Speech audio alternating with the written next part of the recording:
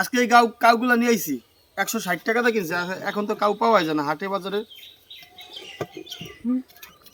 হাটে বাজারে কাউ এখন পাওয়াই যায় না। এই কাউগুন আমি লবণ এবং মরিচ দিয়া ভালোভাবে বানাইয়া খাবো।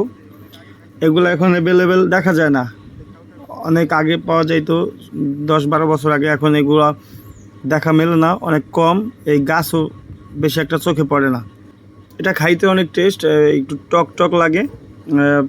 এটা খালিও খাওয়া যায়, তো আমি ভাবতেছি এটা বানায় খাবো, লবণ মরিচ দিয়ে বানায় খাবো। এগুলা বেশিরভাগই খালি খায়।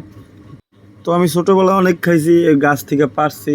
আমাদের বাড়ির পাশে একটা বাগান আছে, ব্যাপারী বাড়ির বাগান। তো ওই বাগানে প্রচুর পরিমাণে কাউ গাছ, মরমরি, ডৌয়া, গাপ, অনেক পদের গাছ ছিল, ফল ফলাদি। আমরা সবাই যাইতাম, আমাদের এলাকার মানুষ, ওখান থেকে যা কাউঠাও পায়রা নিয়ে আসতাম। এখনও আছে, ওরকমটা নাই, অনেক কম আছে।